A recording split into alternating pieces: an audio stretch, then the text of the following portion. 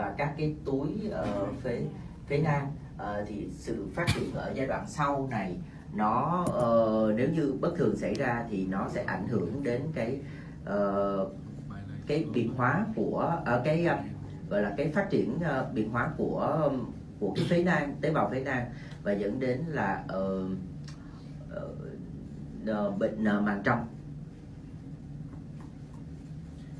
Now, to be now pragmatic, we will think in terms of diagnosis of the most frequent or the most severe lesions. And in that top range, there are three anomalies you need to be comfortable with. The pulmonary lung lesions, the CPAMs that we're going to look into details, the congenital diaphragmatic hernia will be the next talk after that, and the effusions. So the hydrothorax or chylothorax, that is something, those three, with that you sort out 80% or more of the lesions. And the others will be differential diagnosis. We go through that: bronchogenic cyst, neuroenteric cyst, laryngeal atresia you had before, tumors, etc. Trong tất cả các sang thương ở vùng ngực thì 80% là trong ba cái sang thương chính. Thứ nhất là sang thương ở phổi, thứ hai là thoát vị hoành, thứ ba là tràn dịch màng phổi. Cho nên chúng ta cần phải chú ý ba cái bệnh này nhất trong tất cả các bệnh liên quan tới vùng ngực. So usually you look at the thorax with the standard views that you know already. They are the four-chamber views, so the lungs is not what we concentrate on usually. We concentrate on the heart, and here what will be particularly important is the position and the axis of the heart, obviously, because one indirect sign of something going on in the lungs is the modification of this. When you look at the abdomen, you also look at the ribs, so you'll be able to diagnose, for example, short ribs in chondrodysplasia with pulmonary hypoplasia, and that will be the talk from Tehung tomorrow. On the sagittal view, obviously you will check on the diaphragm itself, and here you will check on the position of the stomach and that of the gallbladder for diaphragmatic hernia, respectively on the left or on the right. And the spine, you will have a view also of associated abnormalities. Trên hình ảnh siêu âm thì mặt cắt ngang mình cần phải xem cái cấu trúc, đặc biệt là tim. Ở mặt cắt ngang bụng thì mình có thể xem được xương sườn. Ở mặt cắt dọc mình sẽ xem cơ hoành. Thì dựa vào vị trí của stomach với lại túi mật thì mình sẽ biết được, thì mình có thể xác định được là cái bất thường của cơ hoành nó là bên trái hay bên phải, và mình có thể xem được cột sống. So familiar four-chamber view with the lungs, and here with the thymus.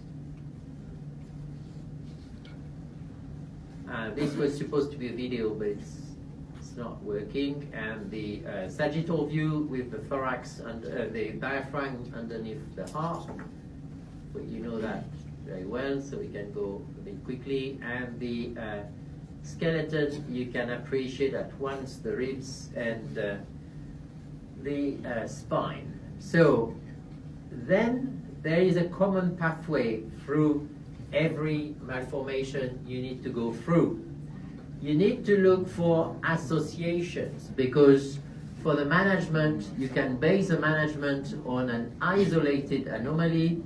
If it becomes more than one altogether, there will be a hierarchy and also maybe some different decisions, especially continuing or not the pregnancy. So especially congenital diaphragmatic hernia, less than 50% are isolated. So we'll come back to this.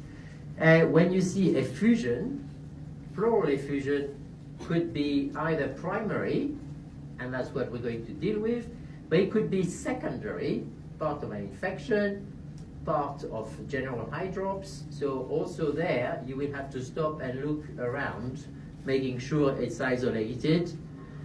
And it's For the rest, it's more rare. So you will always discuss karyotype or RSEGH rather nowadays. You will discuss some extracardiac investigation, especially cardiology, obviously, and you will look at the tolerance of the fetus. We've seen that before, basically polyhydramnios, hydrops, question mark. Khi mà mình đánh giá một cái bất thường ngực, chúng ta nên nhớ là không phải chỉ chú ý vô cái lồng ngực giống như hồi nãy trong những cái hình ảnh và có một cái clip mà thầy không chiếu được, thì chúng ta phải đánh giá những cái phần khác nữa, ví dụ như là xương sườn, ví dụ như là xương ức, tuyến ức chẳng hạn. Và khi đánh giá những cái bất thường ngực này, chúng ta sẽ phải xem xét những cái bất thường cộng dồn, vì đôi khi cái tiên lượng đó nó còn lệ thuộc vô những cái bất thường cộng dồn. Ví dụ như là cái thoát vị hoành chỉ có dưới 15% là nó bất thường đơn độc, còn có những cái bất thường khác nữa. Rồi chúng ta sẽ phải đánh giá coi có tràn dịch hay không. Tràn dịch này có thể là nguyên phát, thì chúng ta sẽ nói với những cái bài sau về cái chuyện mà xử trí nó sẽ khác với cái chuyện nguyên phát và thứ phát. Nhưng mà cũng có thể là nó thứ phát trong cái bối cảnh là của nhiễm trùng bào thai chẳng hạn. Về xét nghiệm di truyền chúng ta có thể là làm cari hay là array, và đánh giá là những cái bất thường ngoài ngực nữa, chứ không phải là đánh giá những bất thường trong ngực, đánh giá siêu âm tim, và cũng như là đánh giá cái khả năng bù trừ của em bé trong cái bối cảnh là nó đang có cái bất thường ở tại lồng ngực như vậy. So we've been through that, but it's really important. If you have something extra normal in the thorax, you look at signs of compression. Ascites, hydrops, polyhydramnios as a result of mediastinal compression and esophageal compression. And you can also evaluate the general risk of pulmonary hypoplasia. Và khi đánh giá những cái tổn thương ở trong lồng ngực, chúng ta sẽ phải đánh giá hệ quả của những cái tổn thương đó, có axit hay không, tức là có biểu hiện của phù thai hay không do cái chèn ép, biến chứng của cái do chèn ép, hoặc là có thể biến chứng chèn ép lên thực quản thì nó sẽ gây ra đa ối, cũng như là những cái tổn thương ở trong lồng ngực nó sẽ gây ra cái hệ quả chèn ép là gây tiểu sản phổi. So first we go through pleural effusion. Obviously the effusion is completely anechoic. It's around the lungs.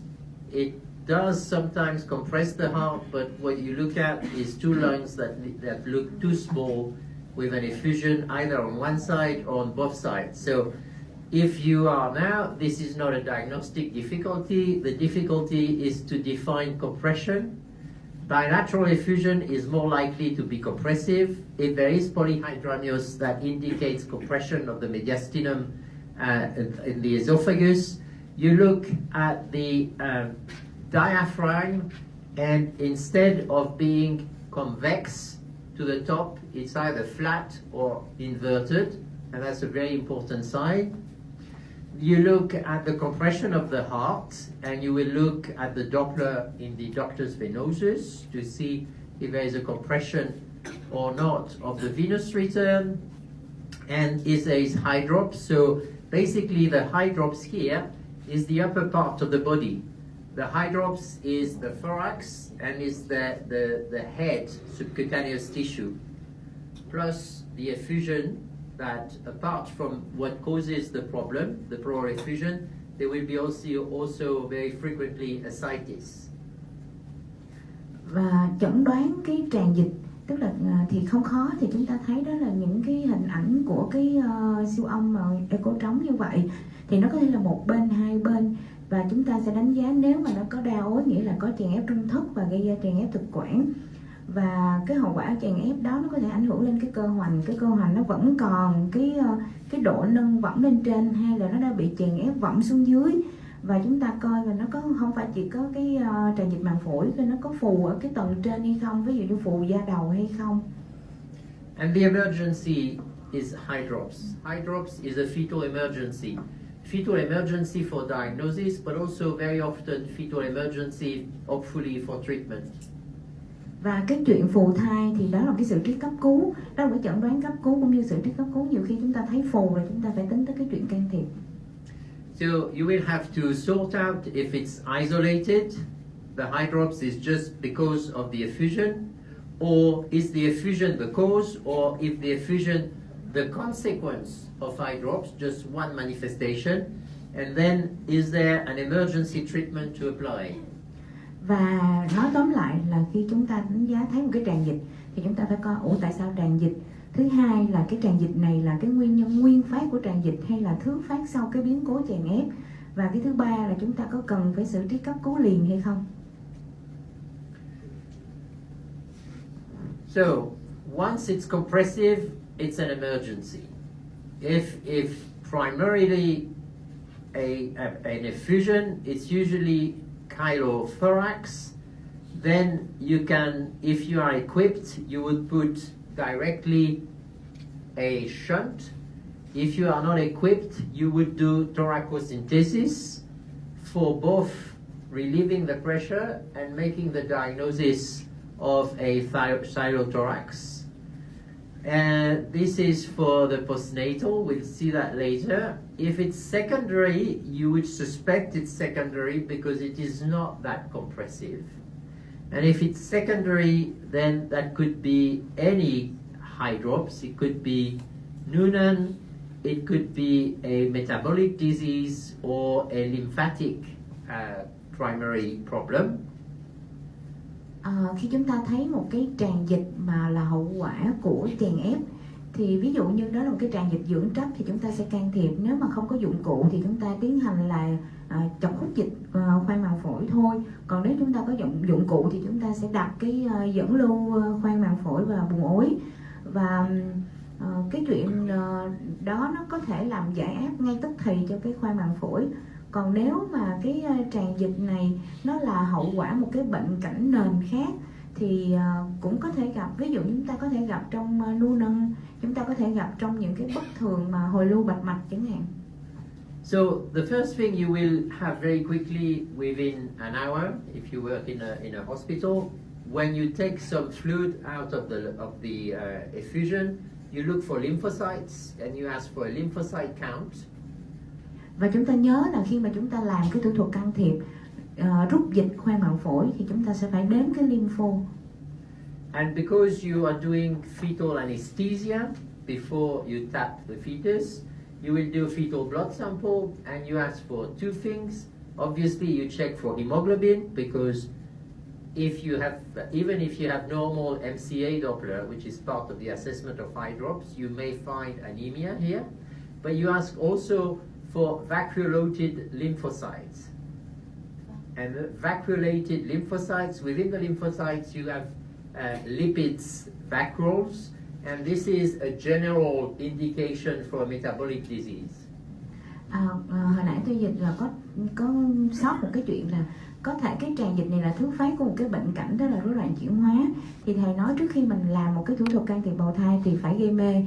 Thì trong cái quá trình chúng ta gây mê đó thì chúng ta có thể tiến hành đồng thời với cái chuyện lấy máu ra thử luôn, tức là thử cái máu, xét nghiệm máu của em bé coi nó có thiếu máu hay không. Vì không phải trường hợp nào chúng ta cũng sẽ có một cái biểu hiện là PSP của MCA nó cao đâu, mà nhiều khi nó thiếu máu, khi mà chúng ta xét nghiệm máu nó mới ra. Và chúng ta sẽ phải tiến hành đếm cái lymphocyte và coi nó có lipid hay không nữa, để coi nó là nằm trong cái bối cảnh của bệnh lý rối loạn chuyển hóa hay không. Không phải là lipid mà là tế bào lympho vón, có chứa các cái thể tích được các cái bào nó biết nó gọi là cái không phải là những đại bào, những cái tế bào nó bị tích mỡ ở bên trong, đó là những cái thể hiện gián tiếp của bệnh lý chuyển hóa. Tức là khi chúng ta có một cái bệnh cảnh mà tràn dịch, cái mà tiên lượng xấu chúng ta nhiều khi không ngờ đến được đó là bệnh lý chuyển hóa, thì cái việc mà làm công thức máu của em bé nó có thể gợi ý những chuyện này.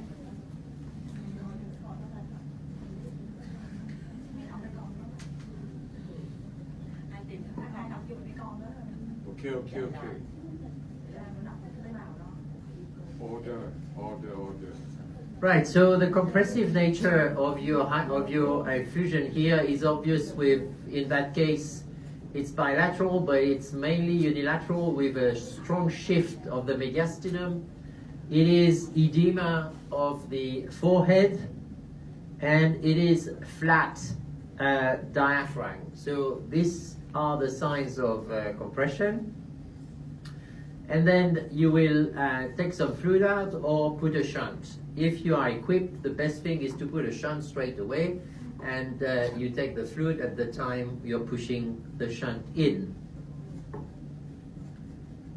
So this is the simple needle. You get the high drops and the massive effusion. You have small lungs, and you put the needle in.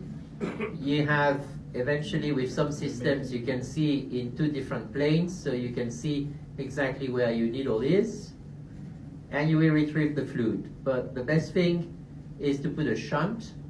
So at all stages, you should see your trocar, and you should see where the part of the shunt you've put into the thorax is, and make sure that half is in the effusion and half in the amniotic fluid. So again, another case where you have this time it's the shunting needle in place, and you push the first half. You push the first half here of the shunt in the effusion. Then the first difficulty will be to remove the needle. Just stay outside and not inside the edema. See, that's the difficulty. And as soon as you're out, you push the second part of the drain out. When there is some polyhydramnios, it is simpler. When there isn't polyhydramnios, the risk is to put the second part into the maternal skin. Usually with the baby's movements, that doesn't last for very long because the second part goes away. But that's the 2 difficulties here. So if that works, you will see within hours, the lung will go back to the rib cage. If the lung doesn't go back to the rib cage, there is either a technical problem, and there are very often technical problems. About a third of these shunts are taken out by the fetus when he wakes up. So don't forget, all this is under general anesthesia for the fetus. General anesthesia doesn't mean paralysis. What anesthetizes the fetus is the fentanyl. It is not the pancuronium. Fentanyl is much more important than pancuronium, and we inject both either in the umbilical cord or in the muscle in the thigh. Về cái yếu tố kỹ thuật thì thầy nói là chúng ta thấy trong cái clip á, nó có những cái thì đầu tiên là chúng ta đi vào khoang màng phổi, chúng ta đưa cái đầu thứ nhất của cái pigtail vô trong cái khoang đó, thì là cái khó thứ nhất. Còn cái khó thứ hai là trong những cái, tức là khi mà chúng ta rút cái kim mà gai ra đó, thì chúng ta mới đưa cái đầu tận thứ hai của cái đuôi heo đó trong cái khoang ối.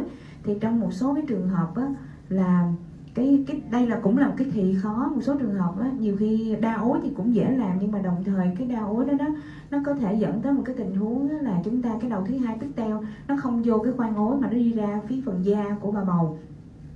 Cái thứ nhất. Cái thứ hai đó là 1 tiếng sau chúng ta sẽ phải kiểm tra lại, thì thường trong vòng giờ đầu là chúng ta thấy là cái phổi nó nở ra và nó đi ra phía ngoài lồng ngực.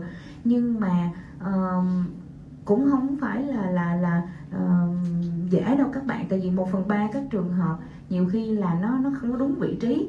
Và thêm một cái yếu tố kỹ thuật là khi mà chúng ta tiến hành cái dẫn lưu mà dịch màng phổi này đó, thì chúng ta sẽ phải gây mê cho em bé, chứ không phải là chỉ có giãn cơ không.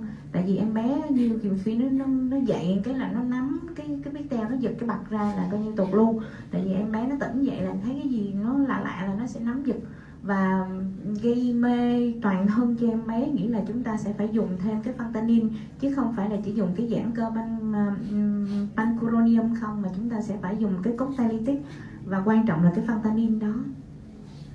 Right, and if the shunt is at the right place and there is no mishap here, if the lung doesn't come back to the rib cage, then there is a suspicion of pulmonary hypoplasia. But it is very rare, and most of the cases are due to a technical problem. Và chúng ta nhớ là thường chúng ta sẽ gặp những cái tình huống về cái kỹ thuật, tức là có vấn đề về kỹ thuật đặt nhiều lắm. 1/3 là nhiều đó, chứ không phải là nó là một cái thủ thuật dễ. So the two situations, usually with hydrops, we've dealt with that. Again, the edema is mainly the upper part of the body. And if it's isolated, no hydrops, then there is a risk of chromosomal abnormalities that is much higher than in that case. And usually you don't need to put a shunt. You can tap this for the diagnosis of lymphocytosis in the fluid, like chylothorax. But usually the lungs will grow more than the effusion, and there won't be a treatment necessary. Only the postnatal management is important, because these babies should not be breastfed straight away. Otherwise, it might reactivate or worsen the secretion of the lymph within the pleura. So these babies should be on a special diet after birth. So that's the only measure that is important for those light cases. But if they are born with an effusion, then we'll see the management continues after birth. Và cái câu chuyện là chúng ta không phải chỉ có rút dịch, không phải chỉ có dẫn lưu, chúng ta coi cái đáp ứng sau đó, ví dụ nó có phù tầng trên thì nó có thoái lui cái chuyện đó hay không. Và trong cái chuyện mà tràn dịch đó nó là đơn độc hay không. Thường đơn độc chúng ta hay gặp trong bối cảnh đó là trisomy 21, nghĩa là chúng ta sẽ phải làm chẩn đoán. Cái thứ hai là nếu mà rút dịch ra chúng ta thấy đó là lymphocyte, thì đó là một cái tràn dịch dưỡng chất, thì cái câu chuyện nó là tiếp tục điều trị sau đó, chứ không phải là chúng ta điều trị trong bào thai dẫn lưu hoài. Mà cái câu chuyện là đẻ ra chúng ta sẽ không có được cho con bú liền, mà chúng ta phải cần có cái thời gian chuyển hóa. Tức là cái câu chuyện điều trị là tiếp tục sau của cái chuyện mà dẫn lưu màng phổi, chứ không phải chỉ dừng lại ở chuyện can thiệp trước sinh. Okay, so we've been through hydrops, so there's no way to do that again. But for the other causes of hydrops, always important to remember, we've dealt with the hydrothorax, then obviously the anemia. And before you do anything of the thorax, you do the mid-cerebral artery peak systolic velocity. If it's more than 2 moms, then you have anemia as a cause probably, or as another phenomenon together. But anemia is the first emergency, then you would give a transfusion before you deal with the thorax. And this could be a problem with the heart, so most probably also supraventricular tachycardia. You could have broad effusion, hydrops, but look at the heart rate. Then the trick or the differential diagnosis is with a primary hydrothorax, because of compressing the heart, you can trigger, because of the effusion, you can trigger the arrhythmia. And those are easy, because once the hydrothorax goes away, the arrhythmia stops. Đây là một cái lưu đồ cho thấy những cái nguyên nhân của cái tràn dịch màng phổi. Thì nó rất là nhiều nguyên nhân. Thầy nhắc lại một lần nữa là về cái thiếu máu, thì luôn lúc nào thấy một cái tràn dịch là chúng ta phải coi cái PSV của MCA, và nếu nó trên 2 mom nghĩa là có thiếu máu. Và cái vấn đề điều trị gốc của nó là phải truyền máu.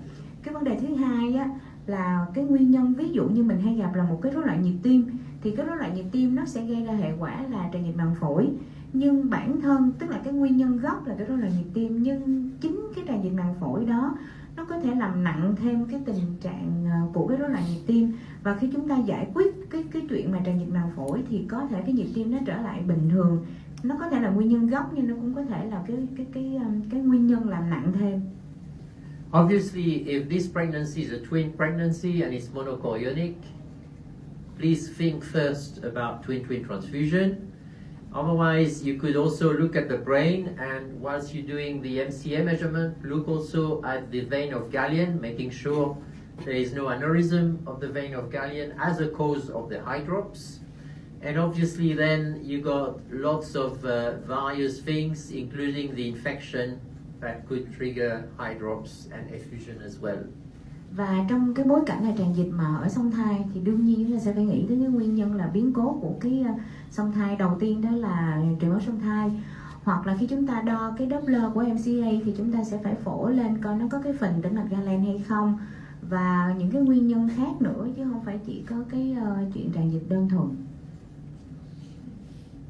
So now we go through the lung lesions. So echogenic, you get the CPAM, sequestration, right diaphragmatic hernia, mediastinal tumors, laryngeal atresia, emphysema, and bronchial atresia. And for the anechoic lesions, again, it could be CPAM, it could be left diaphragmatic hernia, bronchogenic cyst, and neuroenteric cyst. Thì đây là những cái nhóm nguyên nhân của cái tổn thương phổi, cho nên chúng ta bước sang một cái phần khác. Thì một cái phổi tăng âm hoặc là một cái phổi giảm âm, thì ví dụ như là nguyên nhân của những cái trường hợp phổi tăng âm, ví dụ như là tăng sinh tuyến dạng nang, biệt trí, thoát vị hoành, những cái khối u trong trung thất, hoặc là những cái bất sản của cái thanh quản vân vân. Thì giảm đậm đột cũng có thể gặp trong những trường hợp tăng sinh tuyến dạng nang, thoát vị hoành ở bên trái, những cái nang ở trong phổi.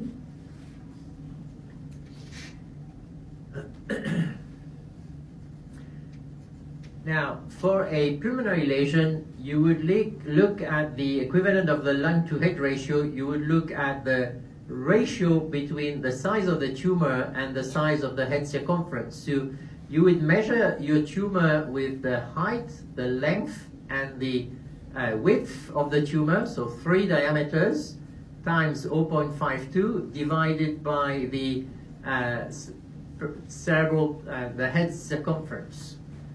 Và đương nhiên khi thấy một cái trường hợp tăng sinh tuyến dạng nang thì chúng ta tiến hành đo cái CVA, tức là cái thể tích của cái khối tăng sinh đó trên mẫu số là cái chu vi vòng đầu. Chúng ta đo cao nhân rộng nhân ngang và nhân với 0.52 và chia cho cái chu vi vòng đầu. So this CVR we've looked at recently in a large study. The prediction of the CVR with gestation, if you go over a certain gestation, the critical phase for this CPAM is around 20 to 28 weeks, because it goes up. If you go over that stage, you didn't have to do anything, you will not have to do anything, because then the lungs and the rest of the fetus grows faster than the lesion. Và chúng ta để ý cái chuyện này thì người ta nói là về cái chỉ số dự báo của cái CVA so với tuần tuổi thai, thì gần như chúng ta thấy cái tổn thương này nó nhiều nhất ở trong cái giai đoạn từ 20 tới 28 tuần. Thành ra nếu mà chúng ta vượt được cái ngưỡng đó, có thể chúng ta sẽ không cần phải can thiệp gì thêm nữa. This risk is only for the hyperechoic lesion. If it's hypoechoic or completely cystic or mixed lesion, it only goes down. Và chúng ta thấy những cái chỉ số này nó sẽ thay đổi tùy theo cái tổn thương, cái dạng tổn thương là tăng âm hay là cái tổn thương đó dạng nang hoặc là hỗn hợp là bên phải, thì gần như cái chỉ số này nó chỉ có đi xuống thôi. And what makes the difference here is the pulmonary sequestration, one, and the other one is the that's the pulmonary sequestration mainly that can really be unstable. For the rest, what was previously called CCAM, the worst condition is at presentation in the second trimester. It's never worsens. Thầy nhắc lại thêm một cái lần nữa, đây là một cái điểm mà nó cũng hơi khác biệt giữa cái CCAM với lại cái phổi biệt trí. Thì cái CCAM nếu mà chúng ta, tức là cái kết cục xấu á, gần như nó rơi vào cái giai đoạn mà từ 20 cho tới 28 tuần, sau đó nó sẽ xuống dần. Còn riêng với một cái phổi biệt trí thì có vẻ như là nó sẽ unstable, tức là nó sẽ khó dự báo và thường nó sẽ không ổn định. Nó khác với lại cái tổn thương của CCAM. So, if we go within CPAM for the CCAM, then it's usually only a segment of a lobe, of a lobe of a lung, and you have a non-functional cystic tissue that is vascularized. When it is vascularized by the pulmonary circulation. Thầy nói về cái gốc của cái tổn thương thì những cái, tức là về mặt giải phẫu bệnh thì đây là những cái tổn thương từng phần, tức là tổn thương những cái thùy của phổi thôi, và đó là những cái tổn thương nang không có chức năng và nó được nuôi dưỡng bởi cái hệ thống của mạch máu phổi. And if you see something in the first trimester, that cannot be CCAM. And that's the only interest of seeing it. The first trimester could be embryonic thing, but this is not embryonic. This is the stage after that, after 16 weeks. So if there is something visible in the first trimester and you see this patient only later on, one thing you can be sure of, it is not CCAM. Và chúng ta thấy là hồi nãy chúng ta biết về cái tổn thương nó xuất nguồn từ cái phôi thai như thế nào. Thành ra cái chuyện mà CCAM xuất hiện trong cái giai đoạn đầu 3 tháng đầu là không thể có. Tại vì nó không phải là tổn thương trong giai đoạn của phôi thai 8 tuần lễ đầu. Thành ra chúng ta thấy nếu mà cái tổn thương này từ năm cá nguyệt thứ nhất thì chắc chắn nó không phải là CCAM. So it's a large part of the congenital malformation of the lungs. You got two classifications. One was histologically based on the size of the cyst with 3 types. The microcystic, that looks completely hyperechoic. The small cyst, the interest of that, rather than this one, is that even with small cysts rather than microcysts, small cyst and big cyst, you can still hope, if they are compressive, that a shunt will do the job. Whereas for this, the shunt will do nothing. And what these could respond to, those microcystic, they could respond to dexamethasone. So then you have a dexamethasone regimen that you could give for at least 1 week before you could see stabilization. You would only use dexamethasone in this type of problem if there is hydrops. Đây là những cái phân loại theo cái kiểu tổn thương, họ phân loại dựa trên cái tổn thương mô học và những cái hình ảnh học. Ví dụ như là tiếp 1 thì là những cái tổn thương mà số lượng ít nhưng mà kích thước lớn. Tiếp 2 thì là lỡ cỡ, còn tiếp 3 gần như cái tổn thương phổi đó là những cái nang nhỏ nhỏ và gần như đồng nhất luôn nguyên cái khối đó. Và cái mà thầy muốn nói là cái shunt chúng ta chỉ có ý nghĩa trong những cái trường hợp của tiếp 1 thôi. Còn cái tiếp 3 đó là chúng ta sẽ phải nghĩ tới cái chuyện mà điều trị bằng dexamethasone. Và cái dexamethasone này nhiều khi nó phải cần cả tuần nó mới đáp ứng, chứ không phải là mình sử dụng nó đáp ứng liền. Và đặc biệt là cái dexamethasone này nó sẽ đáp ứng trong những cái tình huống, tức là khi mà thấy cái tổn thương này mà có phù thai thì chúng ta sẽ phải nghĩ ngay tới cái chuyện mà điều trị dexamethasone, tại nó sẽ đáp ứng rất là tốt. For these two, a shunt will do, because this one you would just target a big cyst, and for this you would make sure you just perforate a couple of cysts before you leave the shunts, but that will work. For this, the shunt will not work, and dexamethasone would be requested only in case of hydrops. Thì đây là những cái hình ảnh mà mô tả siêu âm tương ứng với những cái tiếp mà chúng ta thấy. Tiếp 1 là những cái nang lớn và chỉ trong cái tình huống này thì shunt nó mới có ý nghĩa. Trong cái tiếp 2 thì chúng ta sẽ có vẻ như chúng ta sẽ nên là chỉ có rút dịch thôi chứ không có đặt shunt. Và cái tiếp 3 là cái shunt nó sẽ không có ý nghĩa gì hết. And the only lesions that do not stabilize when you see them after that are also the tumors. So if you have a very unusual and severely unusual CCAM, that you put a shunt in, and despite the shunts and the disappearance of some cysts, problem persists and even increase, then it's more likely to be a tumor, and these tumors have a very poor prognosis. Và chúng ta sẽ phải nhớ là do chúng ta chẩn đoán là dựa vào hình ảnh học, nhưng mà chúng ta sẽ can thiệp dựa vào hình ảnh học. Nhưng nếu mà chúng ta thấy là đặt shunt rồi, sau đó tự nhiên cái shunt này nó không có giải quyết được vấn đề, sau đó nó xuất hiện lại, thì chúng ta sẽ phải nghĩ ngay tới cái nguyên nhân gốc này, có thể nó là một cái khối u, và cái CCAM thì nó sẽ phải thoái lui, còn riêng cái khối u thì nó sẽ không có ổn định. Thành ra nếu mà chúng ta thấy nó xuất hiện trở lại, cái bối cảnh tự nhiên nặng nề trở lại, thì phải nghĩ đó là một cái u phổi. So different forms on this is on the sagittal plane, and you see here that the diaphragm is sort of straight, so you could be worried that this might be associated with hydrops or polyhydramnios, but if it's not going to be. Thì đó là chúng ta thấy cái hình ảnh của những cái tổn thương, cái biến chứng chèn ép đó, cái cơ hoành nó bị đẩy dẹp ngang xuống dưới luôn. Another illustration of a completely hyperechoic microcystic lesion. Cái tổn thương gần như là đồng nhất những cái nang nhỏ.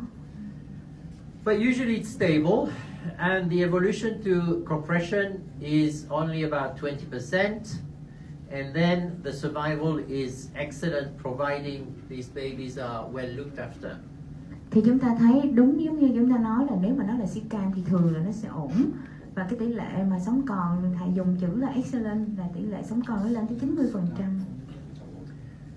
This is an example of an emergency because you have a completely displaced mediastinum and a compressed heart. You have a huge cystic lesion, you've got ascites, and you have probably also skin edema. So for this, you just put a shunt in, yeah? Đây là một cái trường hợp mà một cái khối, một cái siêu cam mà có một cái nang lớn bự. Nếu đây là cái hậu quả chèn ép là nó trì áp trung thất, gây ra phù tràn dịch màng bụng, phù da, thì trong cái tình huống này chúng ta sẽ đặt stent. For the macrocystic forms of CPAM, then the birth should be in a place where not only there is intensive care, but there's also pediatric surgery, because they could cause immediate respiratory distress and secondary infection, but respiratory distress and the respiratory distress will not be completely managed by intensive care. They would request surgery within days. Trong những cái trường hợp mà siêu cam có cái nang mà lớn khổng lồ đó, thì nhớ là chúng ta sẽ phải sanh hoặc là mổ ở một cái nơi không phải chỉ có đơn vị chăm sóc tích cực sơ sinh, mà phải ở một cái nơi có thể phẫu nhi. Tại vì á, nếu mà chúng ta chỉ nghĩ tới cái chuyện hồi sức tích cực mà cái khối khổng lồ, cái khối nang đó còn á, không có giải quyết, thì nhiều khi chúng ta hồi sức nó sẽ không ra. The associations of other malformations are rare, except the association with congenital diaphragmatic hernia. Very rarely cardiac malformations. Very rarely renal problems or intestinal problems or rectal, anorectal problems. So usually it's completely isolated. Thường là cái siêu cam nó sẽ đơn độc, chỉ có khoảng 15% là nó sẽ phối hợp cộng dồn những cái bất thường khác, và cái thứ tự tỷ lệ nó sẽ giảm dần. Ví dụ như là bị thêm cái thoát vị hoành, bất thường tim, bất sản thận, hoặc là những cái trường hợp mà bất sản ruột. And one of the reasons it's called CPAM and not CCAM at large is because of the association often also between CCAM and sequestration, and that's why it's important to look at the vascularization. That we're going to look at that with the sequestrations. Và đôi khi cái siêu cam này nó sẽ có thêm cái phổi biệt trí nữa. Thành ra đó là lý do mà khi mà chúng ta chẩn đoán, bao giờ chúng ta cũng phải đổ phổi Doppler lên để coi cái tổn thương đó nó xuất nguồn từ cái mạch máu nuôi, nó xuất nguồn từ hệ phổi hay là hệ trụ. So this is the postnatal aspect of it. They all get the X-ray and the CT scan.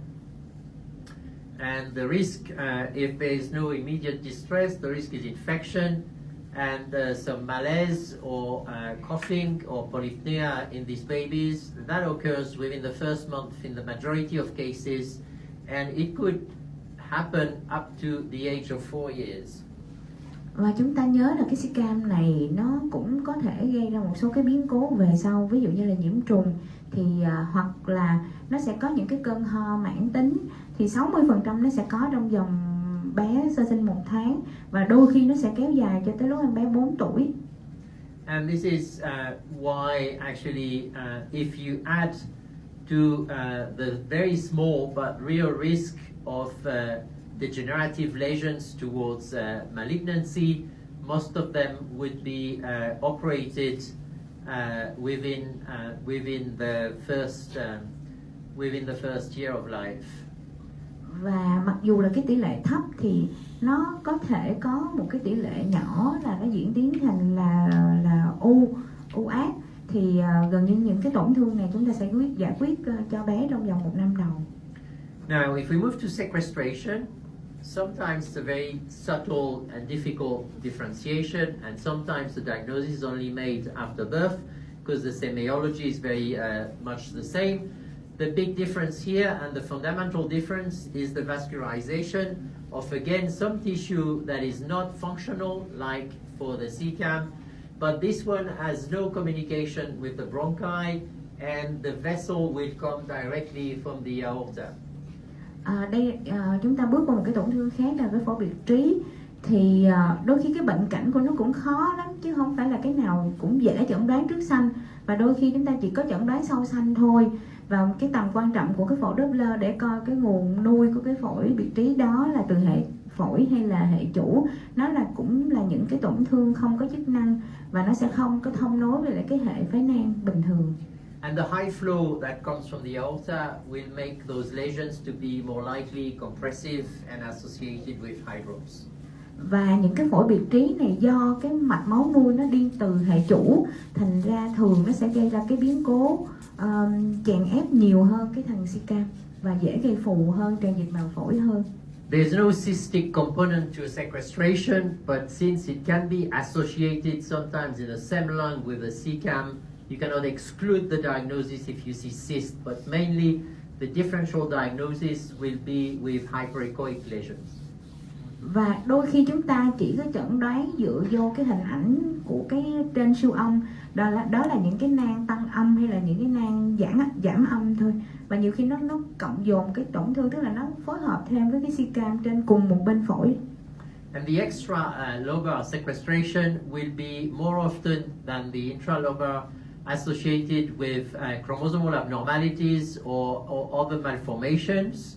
And the location sometimes will be extra pulmonar. It could be mediastinal or it could be below the diaphragm. Vị trí của cái tổn thương phổi biệt trí này nó nhiều chỗ lắm, nó có thể là trong thùy phổi, nó có thể bên ngoài, nó có thể trong trung thất, và cũng có thể là nó những tổn thương là dưới hoành. Về những cái tổn thương cộng dồn thì nó sẽ nhiều hơn cái si-cam. And the only criteria for diagnosis will be to find the vascularization from the aorta. Và cái chẩn đoán phân biệt duy nhất của chúng ta khác với lại si-cam là dựa vô cái hệ thống mạch máu nuôi tới cái khối đó. So there will always be a vessel coming, irrespective of the location above or below the diaphragm. The pedicle will be identifiable. Chúng ta thấy là có một cái cuốn rất là dễ xác định, và cái cuốn mạch máu này nó xuất nguồn từ cái hệ chủ, mà bất chấp cái khối mà biệt trí này nó nằm ở đâu, trên hoành hay là dưới hoành, trong phổi hay là ngoài thùy phổi. It's very difficult to distinguish by ultrasound the position of the pleura. The venous drainage of the malformation will be in the pulmonary vein for the intralobar, but it will be the azygos for the extralobar. And obviously the extralobar could be below the diaphragm, and then you could see trisomy 18 and some imbalance on the CGH plus other malformations, and these are going to hydrops more often. Và cái chuyện mà chúng ta chẩn đoán nó là nó ngoài hay là nó trong thùy thì nhiều khi cũng khó, là chúng ta siêu âm cũng muốn đánh giá được cái màng phổi. Và nhớ là thí dụ như bên ngoài thùy phổi á, thì nó sẽ dễ bất thường cộng dồn nhiều hơn, giống như hồi nãy tôi nói. Ví dụ nó thường hay gặp đó là trisomy 18 chẳng hạn, và nó dễ dẫn tới phù thai nhiều hơn. So these are not very frequent, so the slides are sometimes ugly like this one, but this is within a lobe. You can see a well-defined hyperechoic lesion. You can find the pedicle from the aorta going to this lesion. Đó, chúng ta thấy cái thầy phổ Doppler lên để coi cái nguồn máu nuôi xuất phát từ đâu. And the venous component will go back to the pulmonary vein. Và cái hồi lưu tĩnh mạch nó sẽ trở về cái hệ phổi. This is a case of extralobar below the diaphragm sequestration. Đây là một cái phổi biệt trí thể dưới hoành. And again, the pedicle goes from the aorta to the sequestration. Chúng ta thấy cái cuốn nó xuất nguồn, nó đi ra từ cái động mạch chủ. We never had to do that, but if you have hydrops and ascites, in that case, you could go in with a laser fiber under ultrasound guidance and coagulate the pedicle. Và cái hướng xử trí can thiệp bào thai của chúng ta là chúng ta sẽ đi kim vô, tức là đốt laser cái mạch máu nuôi của cái khối đó, tức là đi kim vô xong luồn cái laser định hướng bởi cái kim đó và đốt. There are about 10 cases published and with good results. Và đã có khoảng 10 ca và thầy sẽ báo cáo. So for the baby, that would be the same thing. There could be respiratory distress, and there could be also cardiac insufficiency, but it's very rare if the vascularization, the systemic vascularization, provides with a shunting effect that could cause collapse in the neonate. Và cái biểu hiện triệu chứng cái tổn thương cho em bé sơ sinh nó như thế nào thì người ta thấy cũng không có xấu, tức là gần như 90% các em bé sơ sinh sẽ không có biến chứng gì hết. Có một tỷ lệ nhỏ là nó sẽ bị cái biến cố hội chứng suy hô hấp cấp. Một số trường hợp nếu mà nó không ảnh hưởng tới cái hệ thống tuần hoàn cơ thể lớn á, thì tim nó cũng không có bị ảnh hưởng gì. There is no risk for malignancy here, and usually if it doesn't cause hemoptysis, infection, or cardiac insufficiency, those can be left in place, and they could just probably be atretic by themselves, but otherwise they are operated again within the same sort of interval. Tức là khác với cái si-cam thì đối với cái phổi biệt trí này thì nó không có cái nguy cơ hóa ác, và thường là có thể chúng ta sẽ không cần phải can thiệp gì cả, nhưng mà thường chúng tôi cũng sẽ can thiệp trong cái bối cảnh tuổi nó giống như cái si-cam. And on postnatal CT, you can see the sequestration, you can see the pedicle. You do also an arteriography.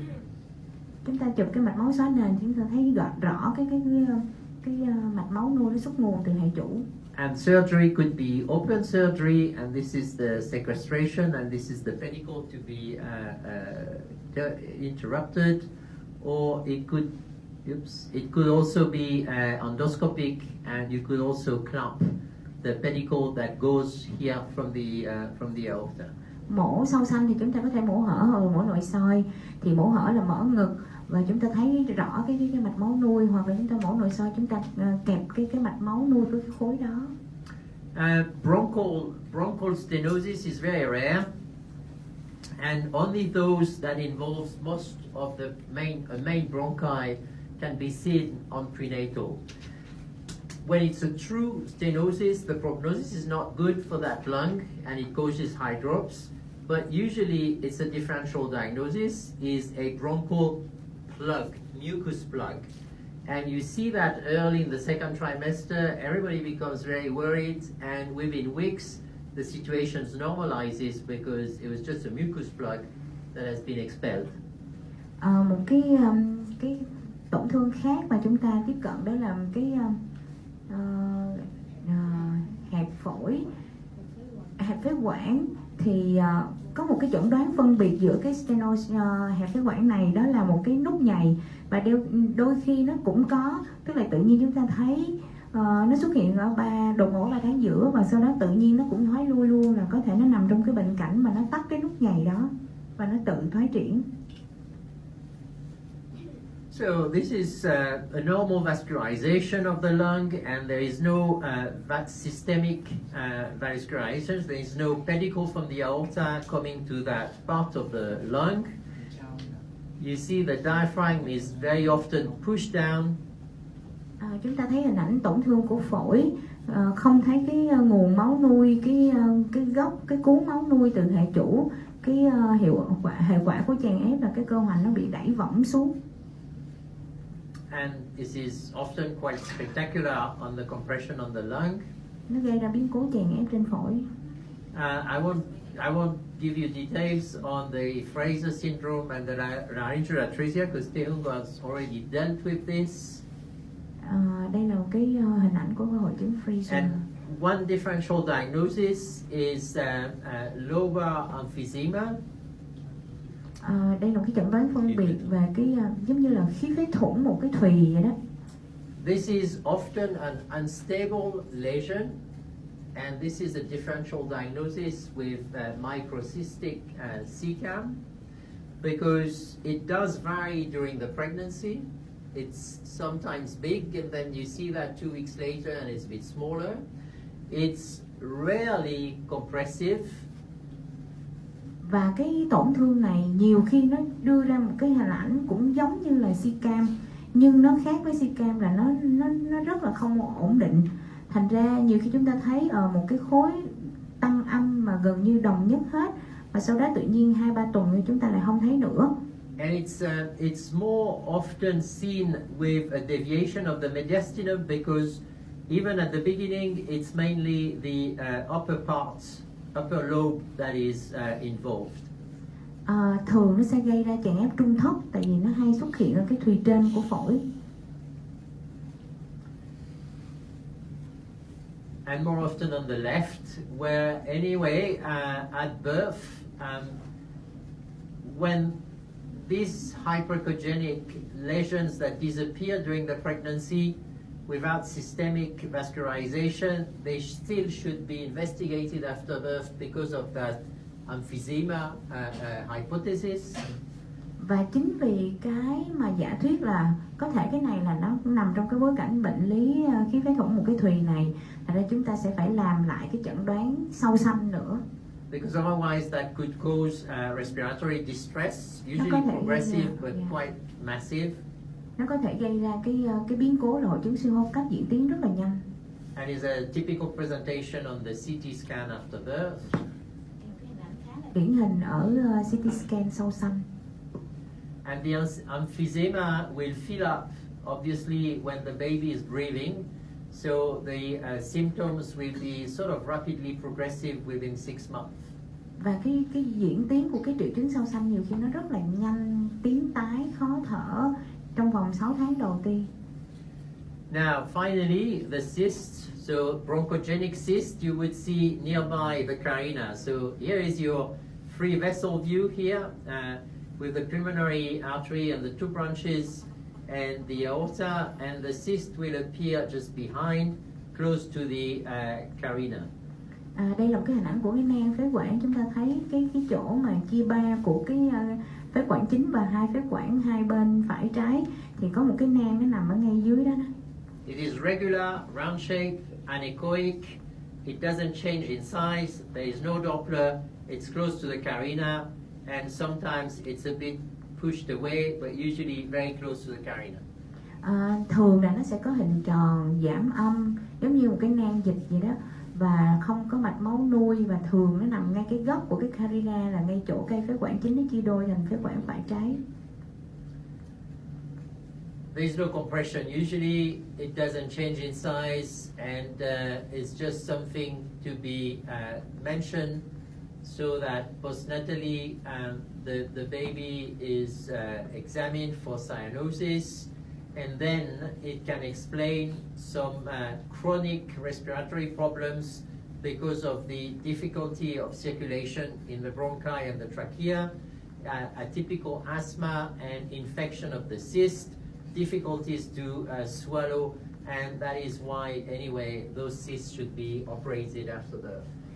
Và thường á, trong cái giai đoạn bào thai thì nó cũng không có gây biến cố gì, hiếm khi nào nó gây ra hệ quả chèn ép, phù tràn dịch vân vân. Nó không thay đổi kích thước, nó vẫn cứ nằm đó, nó gần ở cái chỗ phân chia của cây phế quản chính.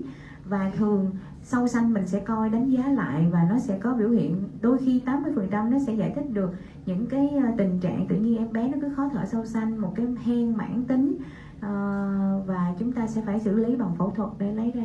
X-ray and CT is the same workup as for the other lesions, and that can be operated with open thoracotomy, and you see here the compression of the esophagus causing dysphagia in the baby. Đây là cái trường hợp mổ hở để giải quyết cái nang đó, và đôi khi nó sẽ gây ra biến chứng chèn ép luôn vô cái thực quản, nó gây ra loạn sản. Last, the unilateral pulmonary agenesis. I didn't find the pictures I wanted to show you. It's usually associated with a cardiac anomaly, with a scimitar syndrome, and if it's isolated, the prognosis is good. Chúng ta đến cái tổn thương cuối cùng, đó là cái bất sản phổi một bên, thường nó sẽ nằm trong cái bối cảnh của cái hội chứng scimitar. There's a risk, though, a residual risk of pulmonary hypertension and scoliosis, so it needs active management after birth. Cái này là chúng ta sẽ phải điều trị sau sanh, tại vì nó có thể gây ra cái vù vẹo cột sống. So where to deliver those babies at large with the lung lesions? If that was a concern prenatally, they should be delivered in a hospital with intensive care and surgery. If it was completely isolated and stable before birth, that could be anywhere with a pediatrician on site. There is no influence on the mode of delivery, and it's different here obviously. And they should be delivered as close to term as possible, 40 weeks. Quyết định cái cuộc sanh ở đâu, là ở thời điểm nào thì nó sẽ tùy thuộc với tổn thương, có phù hay không, có chèn ép hay không, cái mức độ tổn thương như thế nào, sanh ở một nơi có phẫu nhi hay không, hay là chỉ cần kiểm tra sau sanh. Và chúng ta nhớ là cố gắng sanh càng đủ ngày càng tốt. X-ray and CT could be delayed to 2 months of age unless there are symptoms or concern of the diagnosis. And then they have a close surveillance to decide on the indication of surgery and the age they should be operated. Và đánh giá là thời điểm phẫu thuật sau sanh nó sẽ lệ thuộc vào cái tổn thương đó như thế nào. Chúng ta sẽ quyết định cái chuyện là mổ lúc em bé nó mấy tuổi, khi mà nó xuất hiện triệu chứng như thế nào. Thành ra có thể cái CT scan chúng ta cũng không cần phải gấp, có thể chúng ta sẽ trì hoãn thêm cái chuyện mà chụp CT scan sau sanh.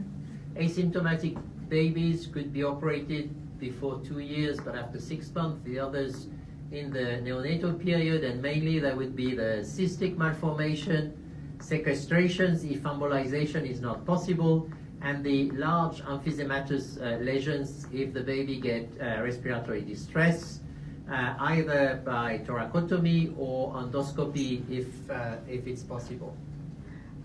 Thì chúng ta cũng sẽ trả lời những cái câu hỏi là mổ khi nào. Thường là chúng ta sẽ làm trong cái giai đoạn bé từ 6 cho tới 24 tháng. Nó tùy vô cái chẩn đoán của chúng ta. Đó là một cái nang trội hay là nó là dạng đa nang, nó có khí phế thủng một thùy giống như cái tình huống hồi nãy hay không. Vì những cái trường hợp đó là nó sẽ bệnh diễn tiến rất là nhanh và chúng ta sẽ phải quyết định phẫu thuật sớm. And the summary, therefore, the workup is what is the type of the lesion, is there a chromosomal problem or an imbalance in the CGH, and are there associated malformations, especially heart, kidney, and spine. Then those at risk prenatally are the effusions, the CPAM and the sequestrations. The emergency are those that are compressive and growing with signs of severity, mainly hydrops and polyhydramnios, and they usually respond to a shunt. So bilateral deviation of the mediastinum, flattening of the diaphragm, polyhydramnios and eye drops are the signs of severity. Đây là một cái bản tổng kết lại về cái bài mà tôi trình bày. Khi mà đánh giá tổn thương, chúng ta coi nó thuộc tiếp mấy, nó có bất thường về di truyền hay không, từ cari cho tới array, cộng dồn với những bất thường khác, chủ yếu đó là tim, thận và cột sống.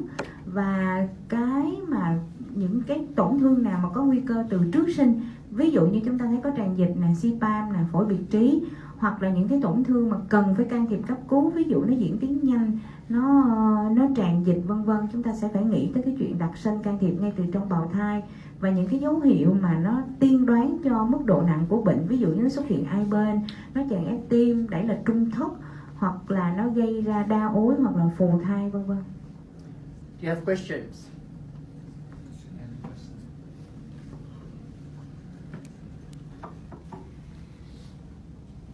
Questions? No? Sorry. Yeah. I had a question. In the slide I saw about the classify of CPAM. In the slide about the classify by Isaac et al., you said the macrocystic is about above 20 millimeter, but as I remember, the classified by Isaac is about above 5 millimeter. So is that an update? No, it's not an update. 5 millimeter doesn't mean nothing. 5 millimeter would be a microcystic. Yeah. So